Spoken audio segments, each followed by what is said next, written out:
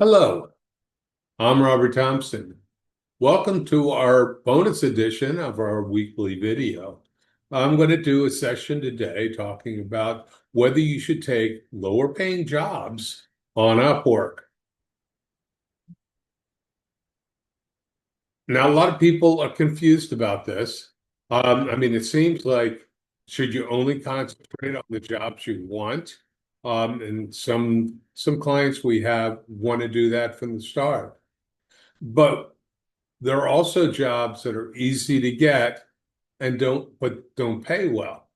Um, and sometimes they can be valuable.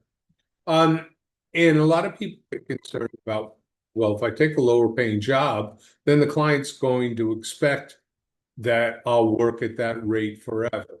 Well, most of the clients who want low paying jobs are not looking for long-term people. They're looking for somebody to do something quick and dirty. Surveys are a big one. Um, and so, they want you to get out. And in all honesty, your client's not likely to look at your job success or look at your pay for your last job. They're going to look at your overall pay. So, in an ideal world, you'd only want to work on projects that you enjoy and that pay well. But in reality, there are times when lower paying jobs make sense as a tactical approach. Quick jobs with high success scores can improve your job success score. And your job success score is a key factor in getting future jobs. And like I said, most clients look at your overall earnings, not just your last job. You might want a lower paying job to build or repair your job success score, specifically when getting started on Upwork. You might want a low paying job if you're moving to a new niche, work that you've never done on Upwork before, so you don't have any credibility on the platform. Um, And it can also help you create profile samples that you can use either in your profile or for proposals. It can also help you rebuild momentum after a poor review or a period of activity. And I'm going to talk about each of these. When you're starting out, a few quick jobs can jumpstart your JSS. If you take one long job, you're not going to get a job success score until you're done your first job. And then it depends on how well that job went. Um, the Upwork algorithm rewards you doing more jobs. So quick jobs with speed, and you still want to have quality, but you don't want to worry about the pay for these first jobs. You want to choose work that you can do quickly and confidently. Um, I mean, I'm talking about jobs that take an hour or so to finish, not jobs that take a week or two. Um, and you want to make sure that the clients promise feedback. And sometimes you need to go back in and remind the clients to close the job so that you can get the feedback. When you're moving to a new niche, you can use low-paying jobs strategically, because in that new niche, if you can find some low-paying jobs in that niche, it gives you examples that show you that you can really do your work. I mean, your resume, and you may have worked 20 years doing the work, but that doesn't really help you online. Having jobs that you've done in that area do. And you also gain some samples that you can use for your profile or to put into proposals. And as long as you get a 5-star review, that validates your skills. So you want to stick to small, self-contained projects. You don't want projects with the potential for future work, because you don't want to be fighting to go from $5 an hour to $65 an hour. So you just want small jobs that are done quickly. And you also want to avoid NDAs so that you can showcase the work. Um, and non-disclosure agreements are becoming more common, and sometimes people will put that in their jobs. Um, and if they have them, then a lot of times you can't put that in your portfolio, so you want to avoid those. Um, the other big area is recovering your job success score. I actually had an experience with this last year.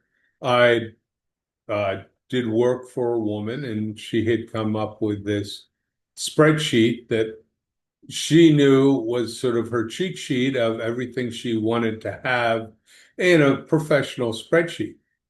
But to be quite honest, a lot of the stuff was very cryptic. And so I went through and looked at what she gave me and asked a bunch of questions to make sure that I understood what each field was doing. Well, she didn't really want to have to answer questions, and I don't think she even looked at what I sent her because it wouldn't have taken that long for her to do. Instead, she decided she was just going to take over the project and do it herself. Okay, no problem for me, except then she went and gave me a 3-star review, um, because, she wasn't, um, because she wanted to blame me basically for not putting a good job description in. So now I had a situation where I had a low job success score, or I had a low review. What I didn't realize is how much impact that would have on my job success score.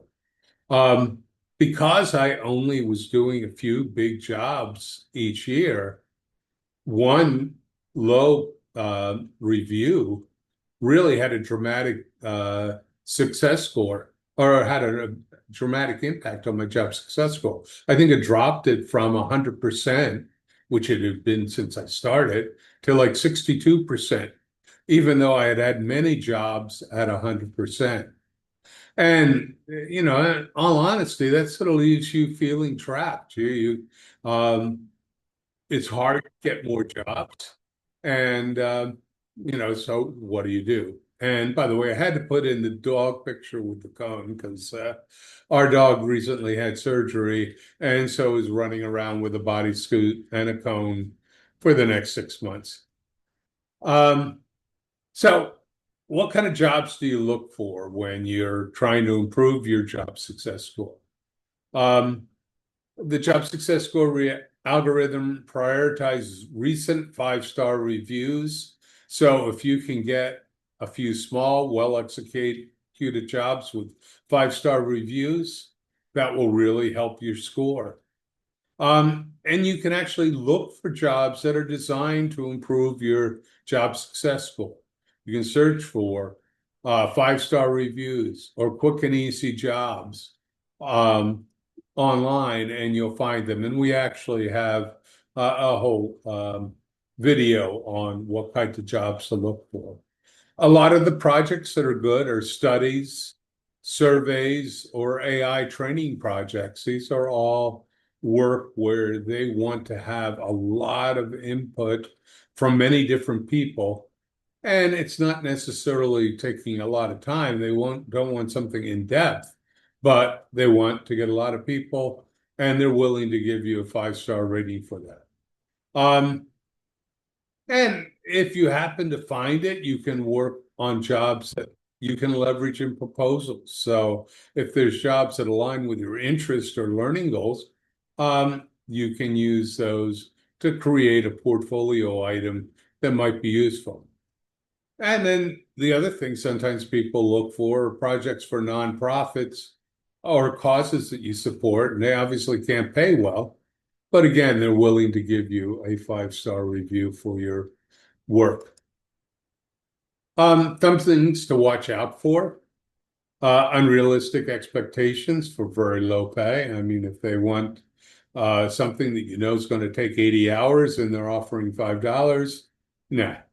Um, Promises of exposure instead of pay. This is big in the influencer community where, oh, well, I'll tell everybody in my 2,000 followers that you did a great job.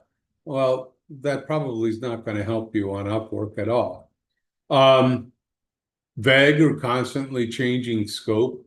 You want to make sure if you're doing something quick and easy, you want the scope to be very tight so you don't have to spend any time figuring out what to do. And that also goes with clients who don't know what they want. Um, I've had a lot of projects where I've spent more time figuring out what the client needed than actually doing the work to give them what they needed. Once again, NDAs that block profile, portfolio use of what you did. And really anything that disrespects your time or boundaries should be a red flag. So use low-paying jobs as a tool. It's not a long-term strategy. It's help you tactically to solve a problem. So when you get a job, be clear about what you want to get from each project and make sure that you're not getting pulled into another direction. Limit your exposure to ongoing low-value work. You don't want to do this forever. And always keep in mind your long-term positioning.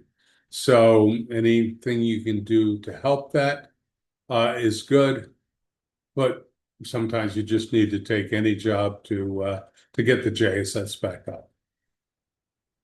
So if you like this video, come back and watch our next one. We appreciate it if you like, share, and subscribe to our YouTube channel. And you can also sign up for our monthly email where we talk about everything related to working online at www.rptvirtualservices.com. If you need coaching, send us an email, info@rptvirtualservices.com. We'll give you a free session to talk about what your concerns are and see if that's a good fit. So have a great week.